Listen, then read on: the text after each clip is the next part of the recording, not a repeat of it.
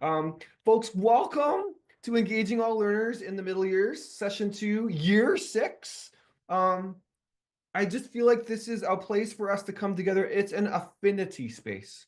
It's where we are committed to engaging all of our middle years learners and supporting them to be them in their most important ways and to grow them from where they at in ways that they want to grow. We are partnering together with the Edith Lando Virtual Learning Center. And so all of the recordings, not just from this year, but from past years, are on the Edith Lando website. And I know lots of folks in rural communities have been using them for PD over time as well. The first session, if you signed up for the series, you would have received an email. And we were so glad to have Shelley Moore, MJ Maidenwalt, and Belinda Chi Shara in the first session. This is a 4-part series, yay! And tonight, my friends, we have people who have about as much success keeping time as I do. So everybody's going to time themselves because these are passionate, committed educators who are specifically going to help us think about welcoming Indigenous ways of knowing into our schools and classrooms. And so there couldn't be a more important topic. Leona, we're so glad you're back. Katie, we're so glad you're back. And Brad and Sarah, we're so excited to add your voices to the circle. Together, we are much richer because of each of your contributions tonight. Reminder that our next session will be February 20th with Shane Saphir, Ashley Watson, some guy, a drag queen in Toronto once called Chris Kringle, that's me, and Kendra Jacobs. Leona feels a lot of pressure to laugh at my jokes because right on my screen. Tammy, over to you. I'd like to acknowledge that I'm Zooming from the traditional territory of the Ho'okaminam speaking people, specifically Kwametsin Village, where I am right now. This is a picture of Swatkas or Mount Prevost, and I share that as I continue to hike and explore and reconnect with coming back to this territory after being away for 14 years. So super grateful to be part of this series and excited about what we're going to learn and share and grow together today. So just welcome everyone, and thanks to our guests for being here to share your knowledge and experience so that we can grow together as a province and beyond. Sometimes we have folks beyond the province. So for everyone, thank you. Why? And Lim Limt, Tammy. Why Isquees Leyton? I am joining you from Sealch territory. I'm so privileged to get to learn and work with elders and knowledge holders here in Sealch territory. And I was seeing sunshine on Brad's face today, and it just reminds me how each of the spaces that we are in are their own places connected to the language of that place and the peoples of that place. And so I'm just so fortunate to be learning and unlearning here quite a bit. And so I'm looking forward to sharing some of that work in the next session with my teaching partner, Ashley Watson. We recognize the Indigenous peoples of all the places of what we now call British Columbia and recognize their connection to the land, the inseparability of the language and the land of the people of those places, and the incredible opportunity we have to live in right relations and the work that that takes.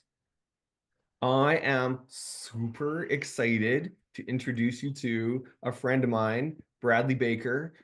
You know, Brad's work is on behalf of his people and now on behalf of the province. We work together in North Vancouver School District.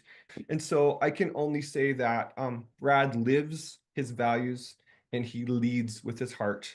And thank you for your humility and your contributions, Brad. And I'll pass over to you for your amazing 20 minutes. So over to my Fra League, Brad Baker. Thank you, Leyton, and I appreciate your emphasis on the 20 minutes for the presentation.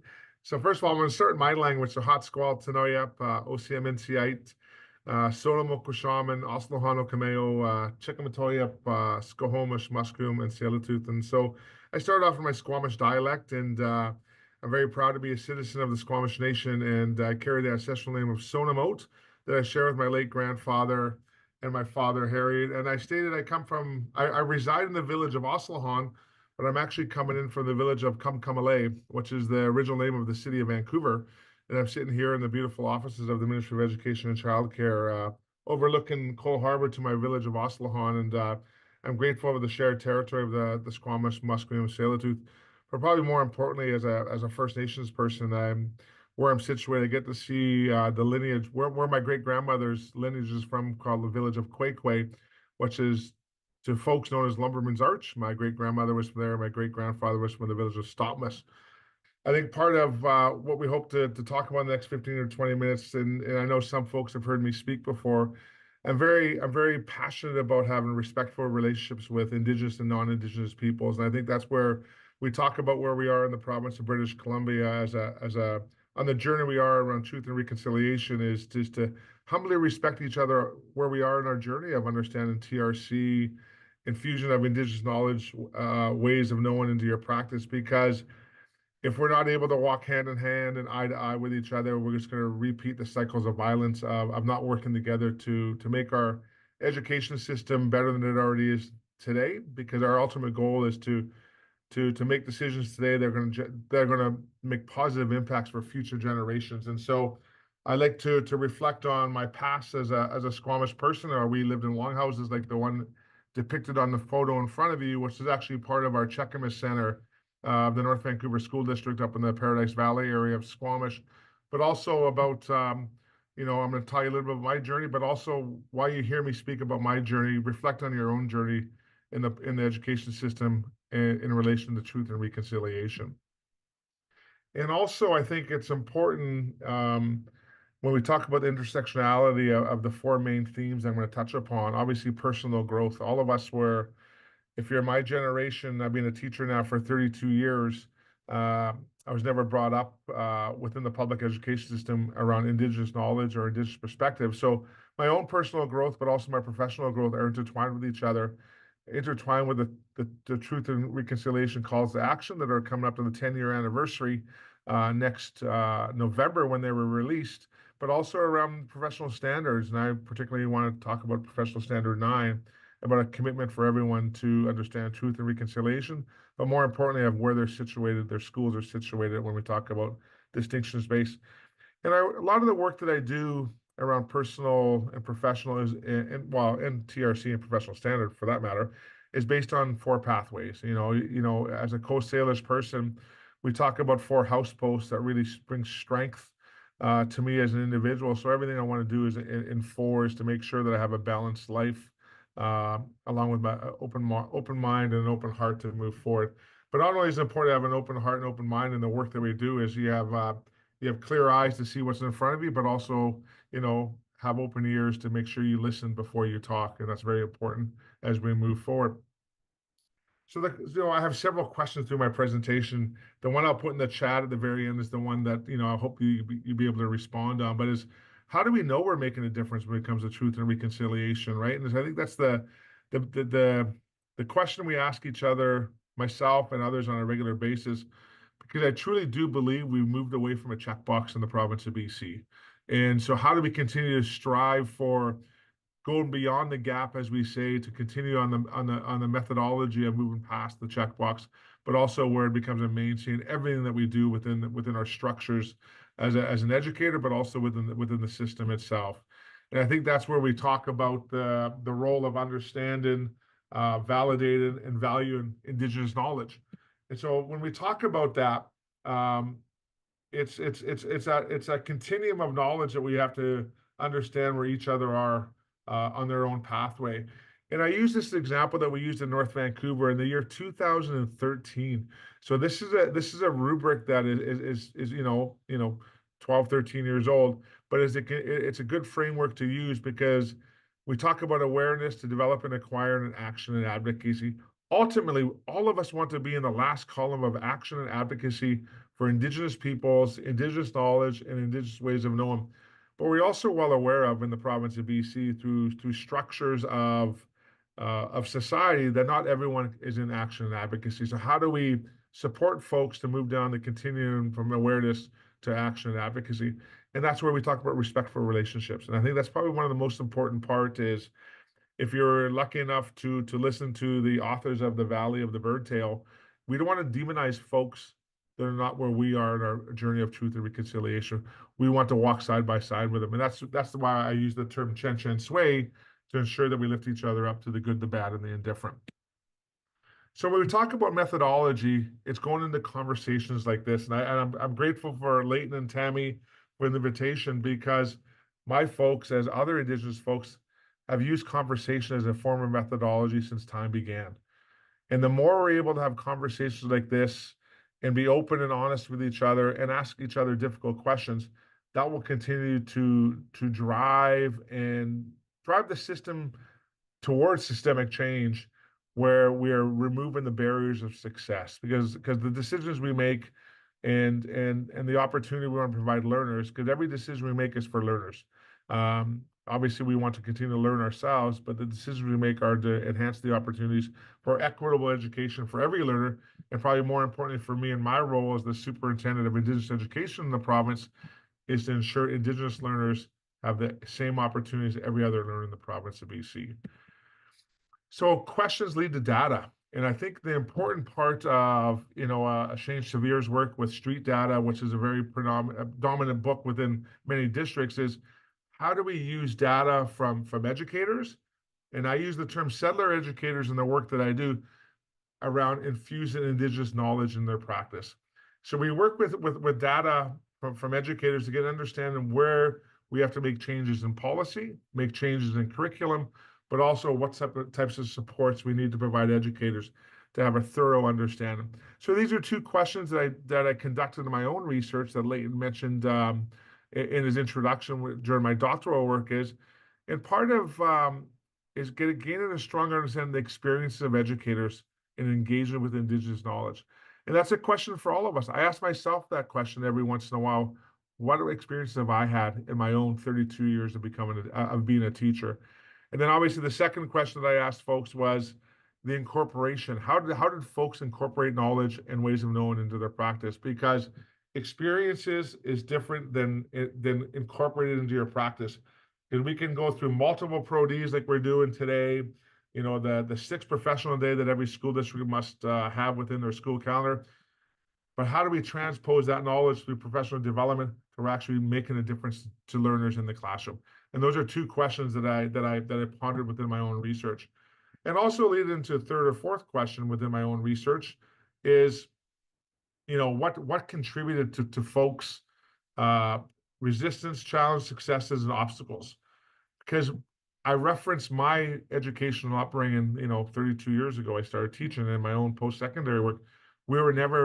Indigenous education was not part of the process, not part of the mainstream K-12 curriculum, not part of the post-secondary work. Even with my own graduate work, it was very still in the periphery. So a lot of the work was done through my own knowledge bases, through the teachings and the learnings from my own knowledge keepers within the Squamish Nation. And then the last question I think for us to ponder is what we do to enhance the capacity for educators to strive for excellence. I think the work that this group is doing around professional development is a great avenue that needs to expand to every educator within the province. And I think it's important why I emphasize educator capacity and learning, because it's the educators that are molding the young minds of the learners, children and youth that we work with every day. So how do we continue to strive to provide the best opportunity for educators to continue to learn, to support learners? That's very important. So some of the data that I found from my research, is majority of the educators I work with really had a willingness to learn and implement strategies. I think that's important to get out of the starting blocks and acknowledge that that there was still some learning to do, that you were willing to learn. And I think that's the biggest thing that I learned from my research, was that they needed to continue to develop patterns of success to ensure that they were bringing knowledge to the learners. And I think the term responsibility is very important, because as I referenced in one of my 4 pillars, Standard 9, that's a responsibility that we all must adhere to as a certificate holder. And I think it's important for us to understand that there's a responsibility, the willingness to learn and implement. A second finding that I found was the unfortunate part that there was a pocket of people that participated in my research that still relied on the Indigenous education team or outside Indigenous peoples to do the work for them. And so that's where I say folks had their toes in the water, that were trying something, but they wanted to walk side by side with someone to do that.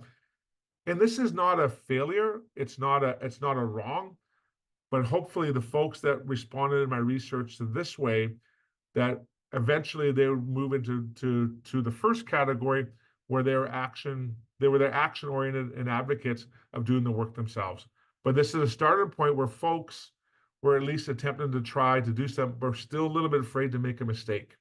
And that's okay. And that's where we talk about that continuum of understanding where each other is on the balance of influence. And the last one was probably the most disappointing for me is when the new curriculum came out, almost a decade ago. There were a lot of folks saying, "Well, it's not. Why are we including First Nations knowledge or Indigenous knowledge into our work? It's irrelevant, et cetera, et cetera." There are still pockets of folks in my research from a couple of years ago that still refuse to bring Indigenous knowledge into their work because it's not part of their culture, it was not part of their upbringing within the province of BC. And I think the one thing I always countered that when I worked with folks to provide some supports to them in a good way is, besides being a primary teacher in my first part of my career, I ended up teaching a lot of secondary school classes, mainly social studies, and in the senior social studies grades, as we all know, for the socialist teachers on this call, I taught about the Holocaust. I'm not Jewish, I'm not German. I taught about apartheid in South Africa. I'm not from that part of the world. I taught about the American Civil Rights Movement. And so I think folks have to understand that, sure, we might have a difficult history in Canada with Indigenous people and non-Indigenous people, but still we have the responsibility to bring that knowledge to the forefront, but also use it as a framework to talk about Indigenous excellence, because I think sometimes we get stranded in the world of negativity when it comes to Indigenous knowledge. We have to recognize and honor that our history is difficult, but how do we strive to enhance the opportunities through Indigenous excellence? I look at the work that my colleague Leona has done in her work as an author of being a good ancestor, et cetera. But also the continued voice of learners is so important as we move forward.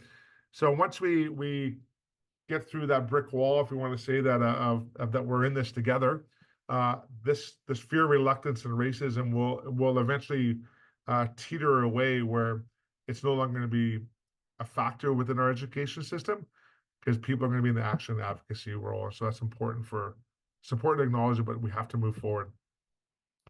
And this is where we talk about the integration of the personal and professional growth is it's reconciliation action plans. And I think we want all of us to make brave choices in a classroom, either as a classroom teacher, a district leader, a principal, a superintendent, the bus driver. We have to make brave choices to change our trajectory as people, because we're all human beings that work in the education system. We all have flaws, we all have biases, but we also have strengths and successes. So how do we make brave choices to have our successes outnumber our biases within our own structures within the classroom, but also our personal views? And we want to take on entrenched practices, and that means challenging our learning groups, our support groups, our peer groups, our friend group, because as we know, in the world of social media these days and mainstream media, there's still a reluctance to understand that there needs to be equity between Indigenous people and non-Indigenous people. So part of the responsibility for all of us is to not only work towards equity within the classroom, but also go into those dark spaces where in our friend groups, we might hear negative annotations towards Indigenous education, and we got to challenge our friend group on comments like that. And also, too, the changes that we want to make sure they're accessible and they're available for everyone. I look at the work that I always get the name wrong, Leyton, the Rural and Remote Working Group. They do some great work, and so, but their frameworks are accessible and they're robust towards change, because for us to make significant change with Indigenous education, we have to ensure that what we're going to provide to the field, to the system, to the families, to the learners is robust, and it has going beyond the gap of equity, which is important. And I probably should put number 4 as number 1, or circle around everything. It's all about respect. We have to respect each other, and that we're going to have difficult conversations within our family groups, within our school groups.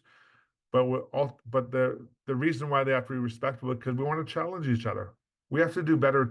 We have to do better for tomorrow than today because today was better than yesterday. And then how do we measure what we're doing? Because if we're not going to have measurable goals that lead to equity and reconciliation, I'm going to reinforce all we're doing is reliving the past, and we have to go beyond that. And I think it's important for us to do is to have those measurable goals. And this is the question I'm going to put in the chat, but I'm going to keep it up there for now because I got a couple of minutes left. I want to remind everyone of the work that we do and how people watch us. When I say people watch us, I talk about the indigenous communities. And so, you know, my father, who's a residential school survivor, reminds me of 4 words, you know, is everything that we do has hope. So how are we going to continue to have hope for every learner in our that we interact with? Because it's important that every learner that we interact with have dreams. So how are we going to ensure that they have hope, they have dreams, and also that we make a commitment to help those learners fulfill those dreams? And I think my dad reminds me, you know, those 3 words are important, but the 4th word is probably the most important is that we have to love ourselves first to love others. And I think we don't use the word love enough within the education system. And I think as a First Nations person and as a son of a residential school survivor, that's very important for my 86-year-old father is to use that word more often within the system, because once a child or a youth that you work with knows that you appreciate them, you value them, and you love them, their dreams are going to be fulfilled the best that we can help them. And I think that's what we want to do, is create a learning environment, a classroom environment through the use of Indigenous knowledge that's best for everyone. Because no longer can we be outside the box as Indigenous peoples of not moving forward in a good way. Let's come together in a good way and strive for excellence. And I think that's probably a most important part, because excellence is the best thing that we can do. So with that, I want to thank you for the quick 18 minutes. I talked really fast. I usually don't talk this fast, but today I did. So I apologize for folks. But I think for me as a First Nations person, it's just first of all, I'm proud to be working in British Columbia. I'm proud to be a public educator. And some of you heard me before, it's that generational change that we're striving for, because I got grandkids in the system, and then I know that their experience is going to be better than mine, because mine was better than my dad's. And that's what we want to do, is generational change. So thank you. Thank you, Brad. Folks, we're going to take a moment and just respond in the chat box to Brad's question. What does reconciliation mean to you in the context of education? 3 years ago, Tammy, we had a focus in this series on equity, diversity, and inclusion. And Leona Prince graciously said, "What do you want? Okay, I'll do it." And really provoked us in this conversation about thinking about indigeneity and Indigenous perspectives at the heart of when we think about inclusion and diversity. And Leona, we are so glad to have you back again today as we think about welcoming Indigenous ways of knowing into the classroom. There are so many things to celebrate Leona for. Her deep kindness when we screw up right in front of her, her willingness to nudge us along even further, and for it never to be good enough, because that's what kids deserve. Her gentle collaborations with folks who don't even realize they don't want to be collaborated with. She's like, "Of course we're collaborating." And in so many other ways, your speaking, your sharing, and your friendship, Leona, really can't be compared. I celebrate in this moment Leona's book, Be a Good Ancestor, and how it has been used throughout the province as a way for every child to think about what they have to contribute, and that they carry on a lineage, but also that they are the change makers in the future, and a beautiful bridge to what Brad just talked about. Of course, we can't talk about the new book that's coming, Leona, but there's a new book coming next year, everybody. Get excited. So I'm going to turn the mic and the screen over to Leona Prince, who is the Assistant Superintendent of Indigenous Education for the province. Thank you for such a wonderful and warm welcome. It's there's times in the year when we need good medicine, and that was really great medicine, Leyton. Thank you so much. I really appreciate it. Before I begin, Wagusbi Winoglen Gen Silkazko Guides Indianka Wakasasient Nefsede Ni Habienta Misai. And in the spirit of embedding authentic voice and ways of knowing, one time when we were doing this, and I told Leyton and Tammy and the gang, I'm going to kick it old school and just talk to you. Mostly because it is the time of year that it is, and we can sit back and you can be at home or at school, wherever you may be, enjoying that tea or coffee or whatever at this time. But we are talking about embedding authentic voice and ways of knowing. And Leyton, I believe it was during that season that you were referencing, the series, that you did your land acknowledgement, and it was so deeply ingrained into the culture of the local folks. And, you know, I've been thinking about that. There are times when you were inspired by others, and this time you, Leyton, where I was in search of a land acknowledgement that meant something, that was really grounded in what we're trying to achieve in this session. And so the one that I just delivered, and people have heard me say this before, the first part of that, Wagusbi Winoglen, and really it's, I respect the land. First and foremost, that word Wagus is respect. And Brad referenced the need for it, and he said that actually should have been first on the list. And in the Narudan and Wet'suwet'en languages, it means respect, and it's a way of being. It's the embodiment of that idea. There is no English translation. And so I task each and every one of you who are on the Zoom call right now to explore local languages. What is that word? The embodiment of who we were meant to be, and the ways in which it is expected locally to show up in the world. And so over the Nadidan people, I was taught this land acknowledgement by Dr. Louise Lacerte, Beatrice Michelle, and Rosalie McDonald in my Nadidan language diploma. And I really loved it because it started with the land. And if you are going to incorporate these ideas into your classroom, then you need to understand the languages of the land. I was listening to Dr. Lorna Williams, who's brilliant, and she said that you're not translating words, you're translating worlds. And I was mind blown in that moment. I'm like, my God, she just comes up with these nuggets of brilliance. And so I think, you know, starting there, and then next in that land acknowledgement is the peoples of the land, acknowledging those folks who've held those spaces in a really good way and are uniquely tied to those lands, and the deep relationship that we have with those spaces. And then the ancestors of that land is the last part of that land acknowledgement. So the collective histories, wisdom, and knowledges of that place.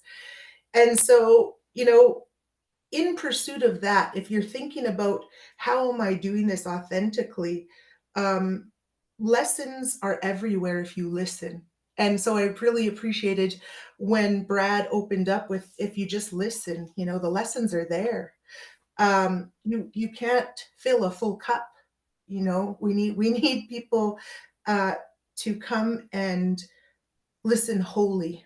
And so we talk about other voices, other ways of knowing, but it's so important to look at self. It's so important to start there, to understand how you show up in the world.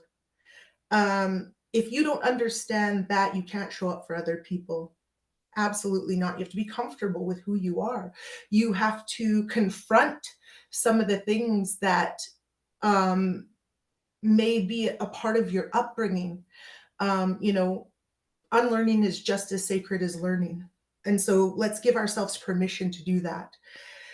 So one of the questions that drives this when we're thinking about our school system and changing and doing this good work of embedding perspectives, which voices do we center in our own lives? Never never mind our work, but our own lives. Which voices do we center? And so I'm going to draw upon a conversation that I had with a colleague of mine, a cohort member in our program, Jody Billingsley Rodriguez. And we were just talking. And again, it's just by having conversation like this, you can pick up things that you can use in your own practice. And I think if you listen enough, the lessons come to you. And just being, you know, a vessel for knowledge. And I think that's incredibly important. So what Jody said is he was working with his staff and he was talking about affinity groups. Who are the people that you surround yourself?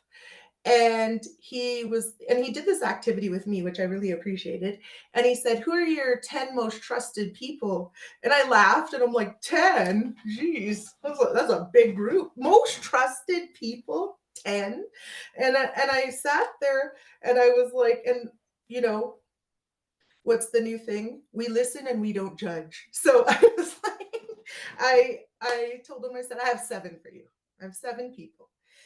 And he said, well, look at those people. And this is the activity that he brought his staff through. And he got this online from an equity diversity portal. And he said, think about those people and think about the diversity of those people. This is your affinity group, the people who you surround yourself that are in your inner circle. Is there a diversity of perspectives? What do they bring to the conversation? And, you know, I was like, mine's relatively diverse, I feel, but in my very personal life, there isn't a lot of diversity. I am fully engrossed in this world, this Indigenous, fabulously beautiful, wonderful Indigenous world that I live in.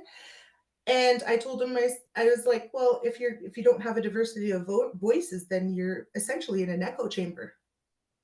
And how can you grow?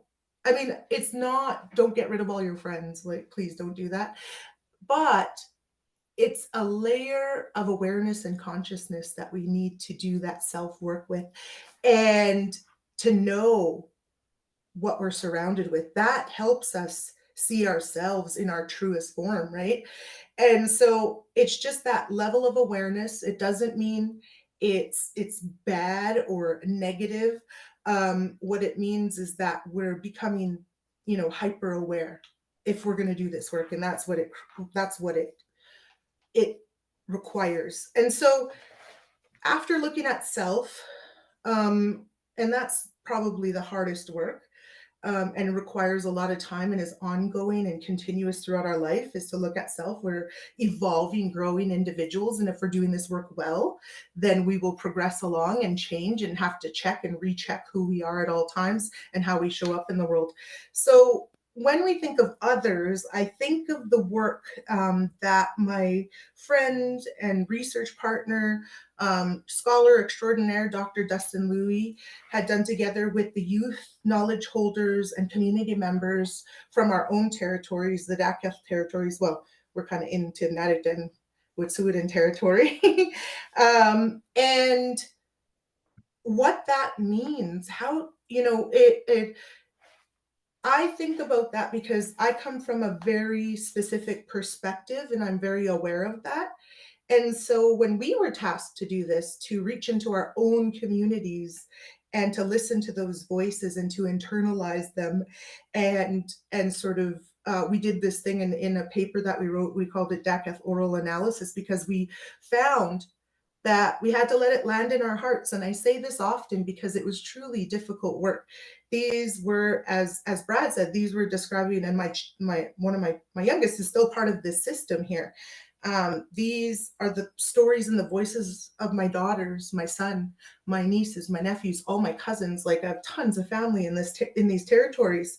And so when we got these results, when we did this active engagement, trying to understand the voice and the needs of the community, we had to let it land in our heart. And I think we don't let it sit there enough in our system, and really truly talk out about those feelings that come up, that are conjured when we're confronted with truth. And we always had to remind ourselves that uncomfortable is not unsafe. There are times when it ventures into unsafe, and we've been there in this system in various ways. But when you're confronted with the truth and it's uncomfortable, it doesn't mean that you're unsafe.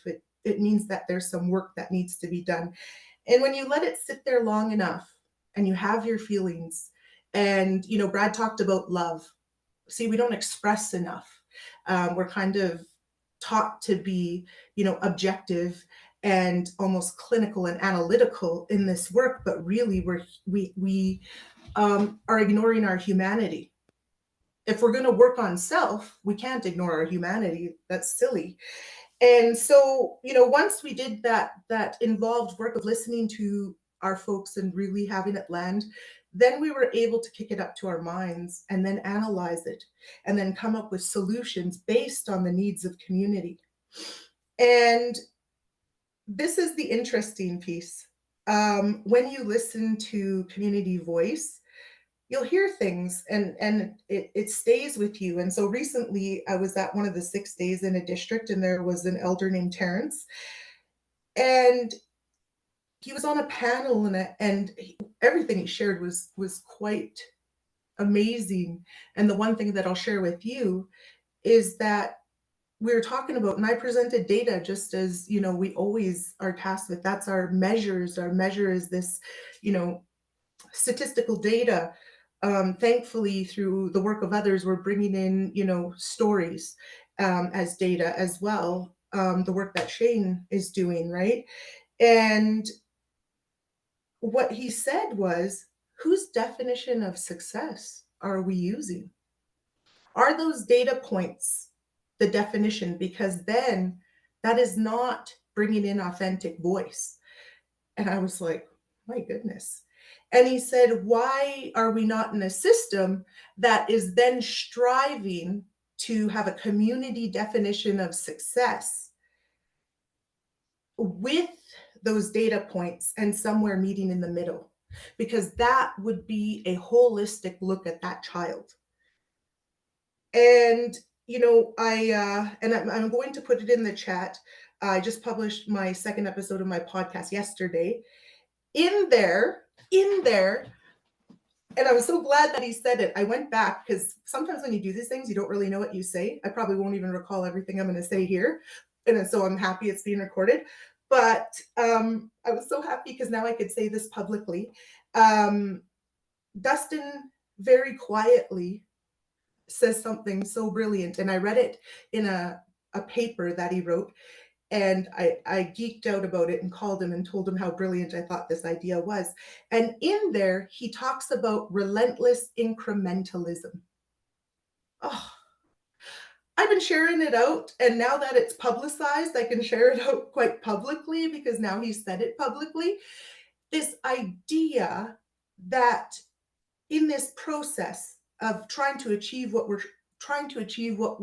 our goals are, blue sky thinking in terms of embedding knowledges and getting to a place where the perspectives are truly diverse, and we have decolonized to a point that we're at, working towards those goals. And I love that it's incrementalism. It acknowledges that this will take small steps by many people. This is my how I think of this term. I'm sure he's going to flesh it out. But to be relentless in the pursuit of that. Absolutely, Sangeeta. Also remembering to celebrate successes as well as healing.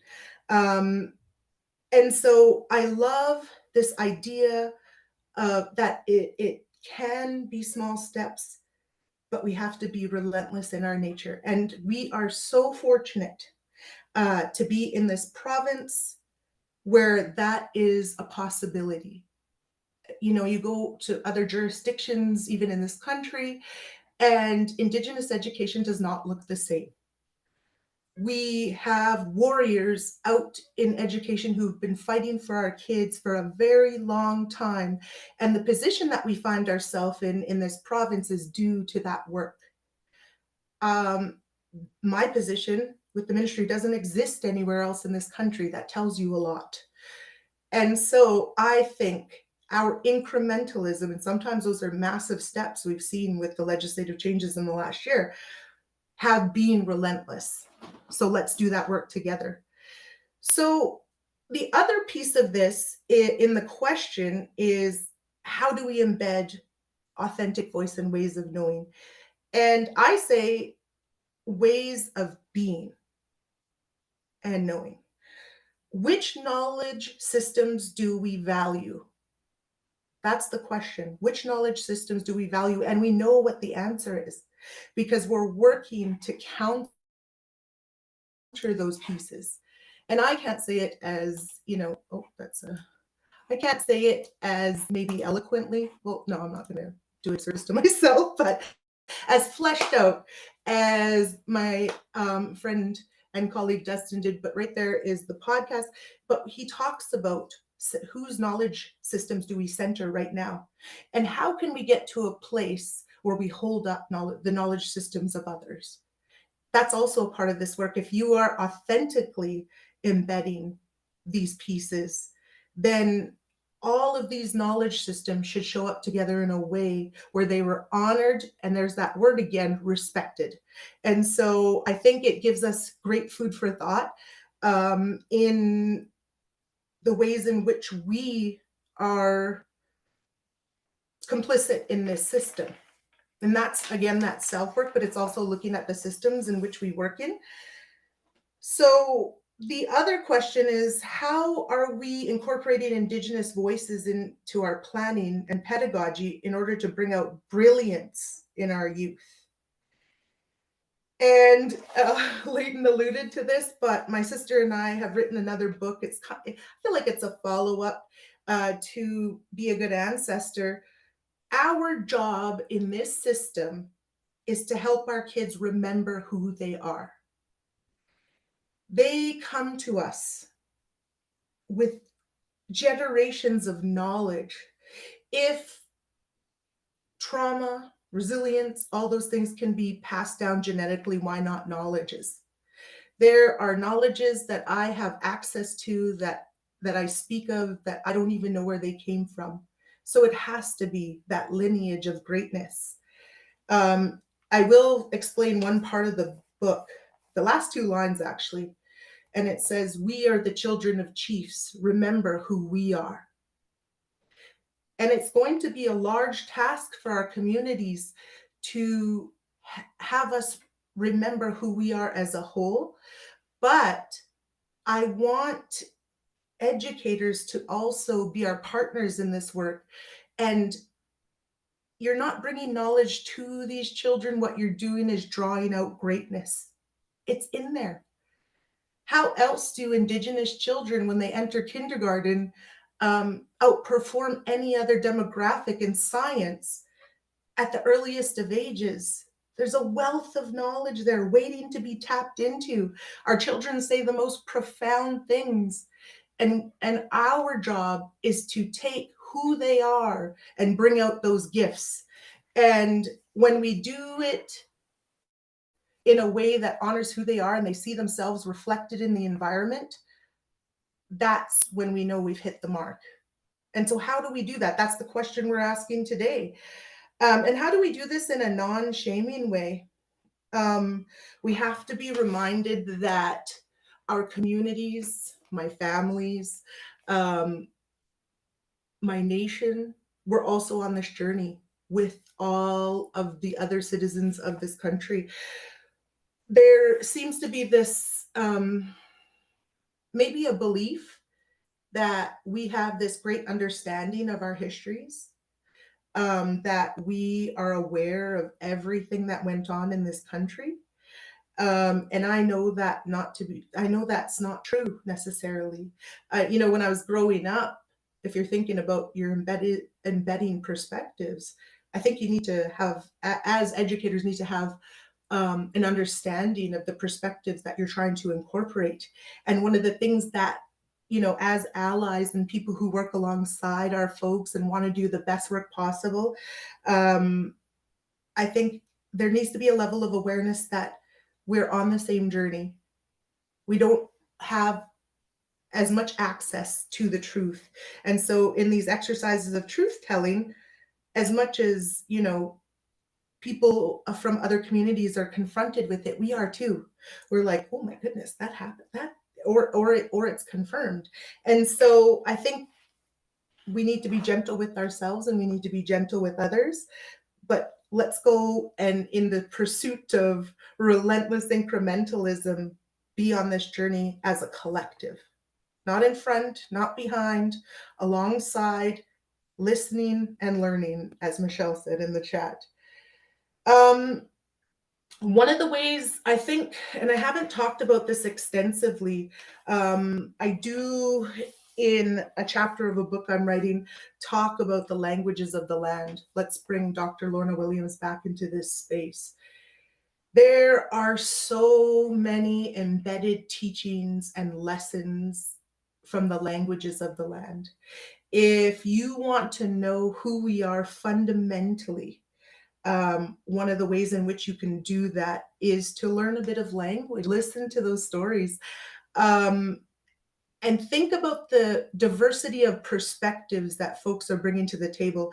And I've given this example publicly before, but I love it because it's so like mind-blowing. And when I heard it, I was like, my goodness, that's amazing. I was in the same language program, and Guy Prince, he's known as Francois Prince out there, he was giving us a talk about the spirit of our languages and how we've lost the spirit of our languages. Because right now, what we have access to is English translations, but our languages are far deeper than that. They go far deeper than that. And I recalled a time when I was listening to Caleb Child, and he was speaking, he was telling us about Kwakwakawa, and he was talking about kinship terms. And I was so jealous. I was like, oh man, I want my language to be that cool. But I was, you know, an infant in the journey of learning about the spirit of my language. You know, the word for child is breath of my breath. I'm still so impressed by that, because that's so deep and meaningful that in that word, there's an expression and a connection, you know, instead of my child, breath of my breath, literally the essence of life. And so Guy was posting on Facebook, which he often does a lot of his teachings through Facebook, which I appreciate. And he went through kinship terms, and I was like, I had a eureka moment. I was like, there it is. Oh my goodness. And I went down and, you know, I stopped reading, and I was hit so hard with this idea. And the word in my language for sister is saltas. And the translation in my language is my strength. That's not just your sister, a kinship term, that person. That is the literal embodiment of my strength. That's who I draw strength from. That's who I lean on. There's a deeper meaning to it. And I'm sure if we dug into our languages, our natal languages, the languages of our own ancestors, we would know that it actually goes deeper than the meaning. We know that from Latin and all of these translations. Let's get in touch with the languages of our lands. Let's get in touch with the spirit of our languages. And so there's tons of embedded lessons. So I'm in this course with Francois, and he teaches me about perspective. And that's what we're talking about here today. We're talking about perspective. And he said that the word for the surface of the water of the lake is ben, but it also means ceiling. And I'm in here and I'm looking around, I'm like, what? And I'm like, you know, and realization ripples through the crowd. And then I understand in that moment that my language is not from the perspective of humans. It's from the perspective of all, and that we exist in a shared environment. So when you want to embed perspectives and incorporate voice into your classroom, into your pedagogy, you have to understand fundamentally that the languages, the land, and the people are synonymous. There is no pulling us apart. And that's why we care so deeply, because it never was about us. And we know that we occupy space and that our stewardship isn't over all of the other living beings within that space. And so I think the one lesson I'd say, look at self. Think about the voices that are present in your learning environments, and how you can elevate voices. Look at the people around you. Our society's becoming more diverse. What are those stories and those perspectives, those rich histories and languages that are coming into our schools at an unprecedented rate? How do they, with honoring the first peoples of those territories, what other voices are we also honoring in those spaces? Are children reflected in their environment? That is one of the indicators of success that we found from our research. Children need, and this is from their voices, they need to be reflected in their environment to feel successful. And so Brad mentioned the Valley of the Birdtail, and I too was inspired by their talk, the author's talk. And if we want to do this work and we want to continue elevating this work to a place where we can all feel good about what it truly means to be Canadian and realize in a really authentic way and earn the status that we have in the world of what it means to be Canadian, then we have to also consider barriers to this work. And what I loved that they said, and it's made me be more mindful with the words that I choose, use wagoose, respect, with my words and my thoughts and my actions, how I present myself in the world, is one of the biggest barriers to reconciliation is righteousness. We can share opinions, we can share information, and this is where listening comes in and why Brad repeated it. It's so important, and our elders say it all the time. One of it is righteousness, and when it becomes righteous is when there's judgment of others. We listen, we don't judge. And sometimes, that takes a lot more strength to do that, but it will continue to be a barrier of reconciliation if we feel like we have the answers. Our word is reality and truth, when really everything that we are and everything that we will give in our pursuit of this work, in how we engage with this work and our contributions to this work, is just one thread. And so to think about it that way, we need to start weaving these truths together, and ensure that when we're bringing voice, because I think what I loved about that is that I was like, well, wagoose is the opposite of righteousness. There's so much humility in that idea of respect. And so that truly is it. Look at the languages of the land, learn from them, embed them, be led by them. There are flashes of brilliance embedded in our languages. We just need to pull them out in a meaningful way, in an inviting way. Take opportunities to learn those. I'm sure those opportunities exist out there. That would just be my request or call to action. Masai, what's that? I do have a question, and Leyton's going to put it up there. I prompted you. I remembered that. And stuck to time. There we go. Thank you, Leona, for speaking from the heart and that beautiful work. As you were speaking, it made me think of Tumhulauch, which is in Silchin of the Sealch, and how that word is, we are the land and the land is us, and how I've been taught that there's no word to do with land that doesn't also have a letter in it that means people, and there's no word with people that doesn't have the land in it, and how inseparable it is. And so what an opportunity for us to learn this way of knowing, and that how rich it is and how we are inseparable from our place. Leona's question, get ready for it, everybody. What do you think about this idea of authentic voice in the classroom? Whose voices are being centered in education? And how might you meaningfully and purposely bring diverse voices into the school or classroom environment? I just want to say thanks to Leona too. And you opened with how messages can be the just right message for the right time. I just appreciate your message so much. I have a meeting tomorrow morning and there were several pieces that were the just right message for what I need for tomorrow. So thank you. Leona, it makes me think about like the voice of the land, right? And how much the land can speak to us too. I really feel those two came together in today's talk. Okay, we got one more exciting pair of frolics to hear from. Katie and Sarah, we are just so grateful that you have been willing to come and join us today.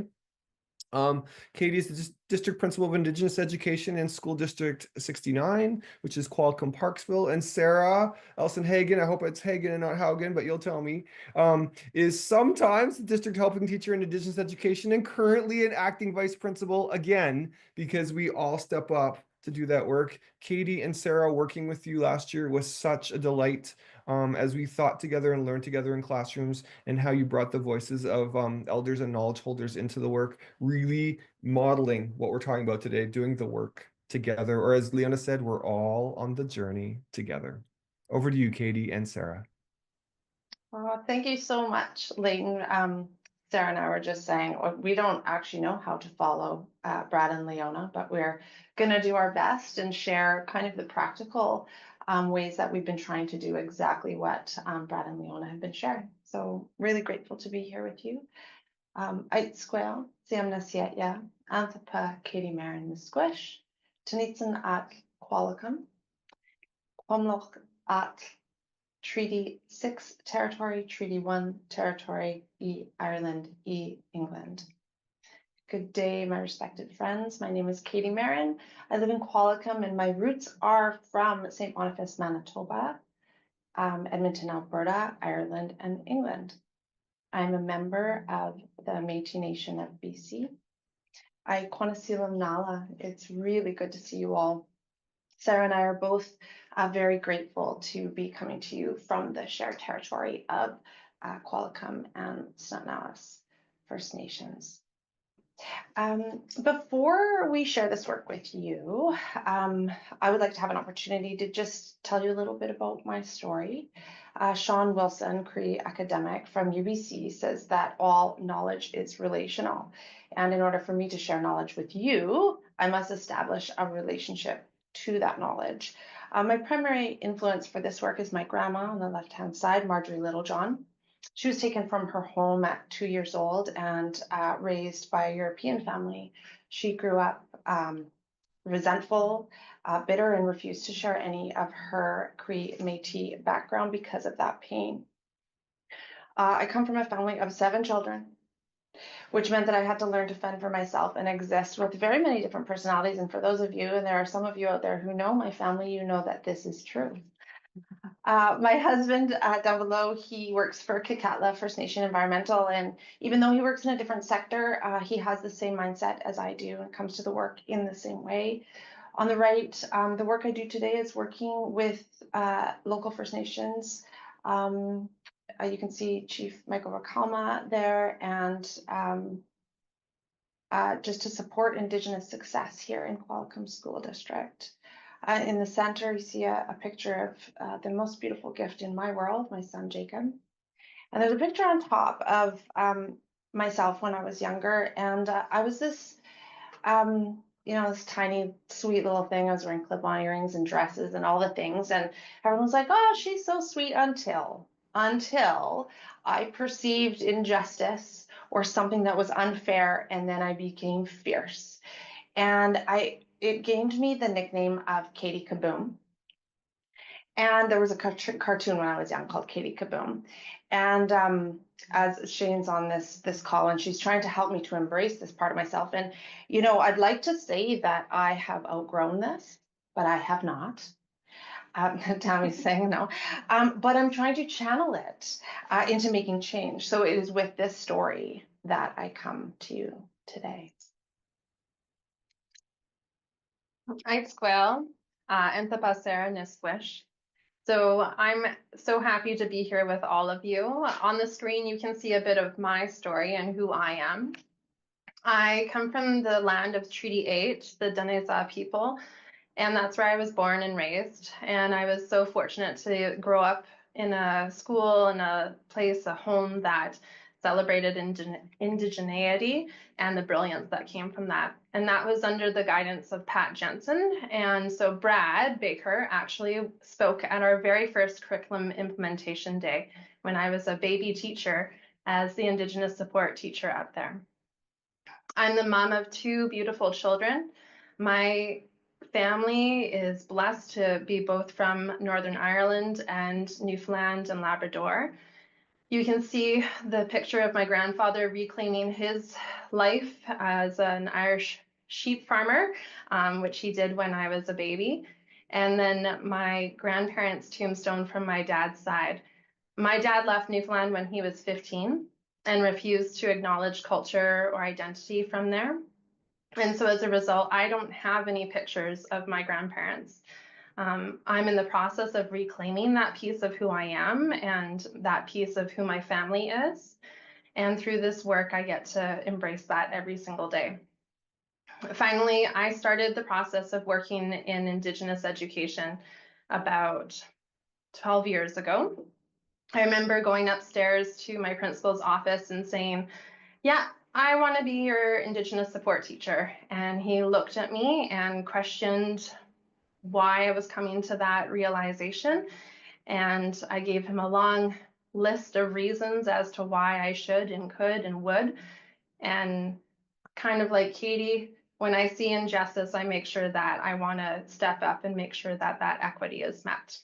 To really be able to center our work, I wanted to start with a quote from Nagan Sinclair, Justice Murray Sinclair's son. I've been privileged to work alongside Nagan and to be a part of his workshops for education for the first one I went to was in 2018. And he says, if we are to ever embody what reconciliation actually looks like, it begins by learning first about what one of each other's research, teaching, and service is all about, and who we really are as a collective community. And the reason that Katie and I both introduced ourselves by first centering ourselves is because we need to understand who we are to be able to truly do this work. And that helps us to build that collective community. We've spent a lot of time in Western education understanding the Western perspectives, and now it is time to uplift that Indigenous brilliance that we've talked about and heard about this morning or this afternoon. As Nijan stated, what we're hoping to do today is to share with you how to bring authentic and critical voices into your work, whether you are in a senior leadership, a district role, a principal or vice principal in a school, or a teacher in a classroom. We are a community and a collective, and we're all responsible for this work. Brad and Leona spoke about the importance of Indigenous voices and talked a little bit about how the ministry has created structures for this to happen. So Sarah and I are here to show you how to actually put this into action, or how we're attempting to do this in our district. The voices that we have asked to shape our work are the Indigenous Education Council and the Indigenous Youth Advisory Council. So all districts are expected to have an Indigenous Education Council, and everybody's at a different place along the journey. Ours is made up of primarily First Nations members from Qualicum and Snanawas, and we meet monthly. And our Indigenous Youth Advisory Council, we started about a year ago, and it is made up primarily of grades 6 to 12 Indigenous youth. It's important to note that Indigenous Education Councils are not committees of the board. They are a structure that are made in order to provide for First Nation communities to provide input into how we do business. So it's important that we spend that time listening to them. These are both voices, that have not historically been heard in our system. And so it's really important for us to hear and then put that into action. Before we share some of what they've said, it's really important to understand a concept when engaging in this partnership, and that is the move from consultation to shared leadership and from voice to agency. So voice or consultation is Thank you very much. We really appreciate your feedback. We appreciate your thoughts. Pat on the back. We'll take it into consideration. Great. So it's basically letting these voices into the room. Agency or shared leadership is when those folks see themselves in decisions being made as a result of their voices. So that's where we're trying to move from. It's not just, great, we'd love to hear your voice. Pat, that's fantastic. Thanks for your feedback. We're going to go ahead and do business as usual. It's now we're going to make decisions based on what you've shared. So here are some of the things that they've shared. Local First Nations. Trust for us is important, and it starts with how adults talk about kids. Don't judge students when they're late or don't attend. Just say, I am so glad you are here today. Cultural acknowledgement and reconciliation can be quiet and respectful language towards our kids. It doesn't have to be loud and performative. Circle being used in every classroom or school in this district would be my dream. And that was specifically from Chief Michael Ricalma. Indigenous youth voices. Success feels like being happy in the classroom. We know when a teacher doesn't like us. Success feels like feeling safe in the classroom. Being safe in the classroom helps us learn. A positive relationship with the teacher helps us learn. A balance between mental health and schoolwork helps us learn. Don't pile on work. Safe spaces and safe adults are what we like about school. Lack of safety, microaggressions, and unfriendly teachers are what we dislike about school. And I'm sure you've heard many of these things in any district, in any classroom, and you can see kind of the themes around respect and around relationship. And so taking this from, taking the guidance from local First Nations and our Indigenous youth, we've created a framework to actually bring that into our practice all the way into classrooms with learners at the center. So this is a framework that we've created just to guide our work. And it also demonstrates that this work is a collective. Leona talked about this. This is all of our work. And Brad spoke about Indigenous folks being the ones often end up doing a lot of the heavy lifting, and that's not how it's intended to be. At the top, you can see, of course, the Indigenous Education Council and the Indigenous Youth Advisory Council. Their words and their guidance will be weaved and reflected throughout our system. You'll be able to see a through line right through to the center where students are at the center. So at the district level, what we've done is we have partnered with Inclusive Education, ourselves, Indigenous Education, and Director of Curriculum and Instruction to provide a learning series 4 times a year called Culturally Responsive and Inclusive Schools, Classrooms Using Circles. This is open for teachers, principals, vice principals, EAs, our Indigenous Education Advocates, CYCs. It's open to anyone. And the important thing about this is that it's all of our departments. So it's not siloed. It's all of our work, and we're demonstrating that together. At the school level, what we did was we brought it to the principals and vice principals in the summertime before school started, shared some of this, and the admin teams, they sat in their school teams and talked about how that could look in their schools, how they could incorporate that in their schools. And then they took that to their school teams and created their school goals around what they read from the Indigenous Education Councils and the Indigenous Youth Advisory. So these are just 2 examples. There are many more examples across the district. I'm using Balinas. So students are connected to the school and community, belonging, care, and connection. The educators will greet students in the hallway between classes, understand barriers to attendance, connect with students for missing class. So it's around connections. And then some of the tasks our families will be contacted regularly, so bringing families in and opportunities for student voice to be shared. So that is built right into their school goals. Arrowview Elementary School, their main goal, our instructional challenge, is to understand how to build positive connections where students and staff feel like they belong and are empowered to navigate their school, their learning journey.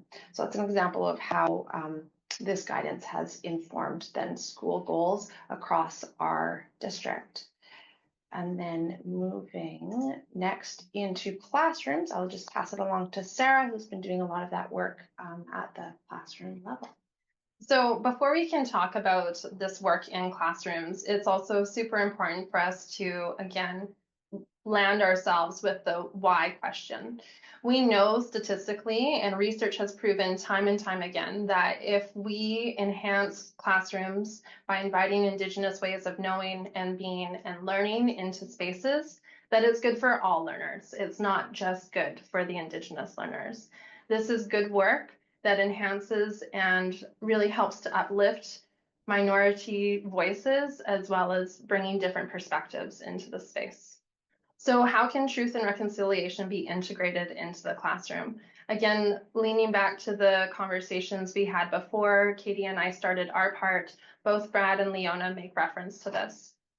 It's about not being afraid to ask questions, not being afraid to respectfully, make mistakes and be humble, and to ask to do again, like to always be coming back with that need to be really humble in the way that we approach this work. Denise Augustine makes mention of this in one of her quotes. She talks about that need to always come back and say, I made a mistake. Please just allow me the grace to be able to continue. I think another part, and Katie mentioned this, another important part is that this is not just the work of Indigenous communities, elders, or knowledge keepers. For example, we work and live in a community where there's 8 elders. To rely wholly on 8 elders is unrealistic as well as unethical. It is the educator's responsibility, according to Standard 9, to really integrate this practice into everything that they do. It doesn't have to be complex. As the local nation said, this is about being kind to our kids, being respectful, and asking the questions in a good way.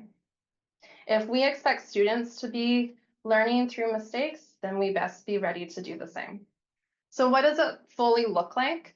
Some of the easiest practices to bring in is the practice of circle. I really want to acknowledge that circle is not only about ceremony or about building relationship. Yes, that's one of the ways that it can be utilized, but it is also an assessment tool. There is absolutely no reason why we can't bring formative assessment from circle. This can be a teacher or a pedagogue leading a question around different practices that have been put into play in the classroom, reflections, all of those lovely pieces that are so integral to the learning process. Restorative practice, again, looking at the way that we interact with our students. How are we responding to times of need? Actions and ways that we respond to things are forms of communication. What is the real need that this child is trying to express to you? How can we respond in a restorative way, and maybe even a preemptive way to help to locate what is actually being communicated to the teacher? Finally, and similar to what Leona said, it shouldn't be the last on the list, it should be the first on the list. Place-based and local knowledge. This is one of the things that always astounds me. Sometimes people feel limited to the 4 walls of their classroom. Well, I'll tell you, if you get learners outside, they come alive. And if you're able to take kids outside, get them to touch the grass, hug a tree, sounds hippie, but it works. And there's a reason for that. And that's because the land is our ancestor. It tells us how to live in a good way, how to respond to one another, and how to really bring that into a fully embodied way of knowing. Again, one of the things that I run into the most is people are quick to assign these kinds of practices into a humanities curriculum. They have just as much place and space in any kind of STEM, ADST curriculum as ever. We know that Indigenous brilliance is not limited to telling, stories and being in that shape. Although those are important pieces, we have so much knowledge to share and to bring forward, and the way to bring those forward can be by embodying these principles of learning. A really tactile for me, or a easy way to be able to look at what assessment can look like is I created, in collaboration with a coworker from Nanaimo, this 1-point rubric. It is all centered around First Peoples principles. We did frame this from a discussions title for an English First Peoples 12 course. However, again, I've utilized this format for midpoint reflections in math, in science, in ADST. It's really about having a learner reflect upon how they're bringing their learning into who they are and how it reflects who they are. By anchoring assessment practices in these First Peoples principles, we're also giving ourselves the ability to really lean into backwards design, which is ultimately what our curriculum is designed for, as well as creating connections between the learning standards and the core competencies. When we build and braid these all into a beautiful weave, we're able to really fully see and understand that, again, knowledge is not focused only on product. It is also observational and conversation-based. So this is something that can be utilized easily in all learning spaces. Our final thoughts and kind of a couple questions that Katie and I want to leave you with is, for wherever you're located, who is on your Indigenous Education Council? Find out who they are and what they want for the students and staff in the educational system. What are they asking you to know, and what are you doing in that practice? And for the more tactile in-class example, select one First People principle of learning, just one. It's a beautiful list of options and opportunities, but I challenge you to select one that aligns with your values and to see how you can bring it into your daily practice in both your school, classroom, and your district. Aichka. Thank you, everyone. Aichka, Katie, and Sarah. People, what a time we have had. On February 20th, which is a Thursday, people have emailed me and texted me to say, are you sure it's Thursday? Yes, it's a Thursday. So February 20th, we're going to continue this really meaningful work, thinking about specifically our middle years learners, that they're in this time of development, identity development, and really thinking about how we can work with a pedagogy of voice. And so we're so fortunate that Shane Saphir will do our leading piece, and then Ashley Watson, myself, and Kendra Jacobs will offer some classroom-based examples of how we're working to do that work. Thank you to Brad. Thank you to Leona. My hands are up. Thank you, Katie. Thank you, Sarah. This is where we come, people, to connect and think about and support each other in the work. I'm going to say it, get ready for it. Love you in a professional way and love you in a personal way. It's hard work to unlearn what we've been brought up in, but if we can make space to lift up the knowledges of our students, the local knowledge and language of the place, we're all going to grow in ways that we couldn't possibly imagine, because we're encountering each other and learning in more connected, holistic, respectful, and reverent ways. Thank you, everyone, for finding some time to be here together, and see you in February. Bye, folks.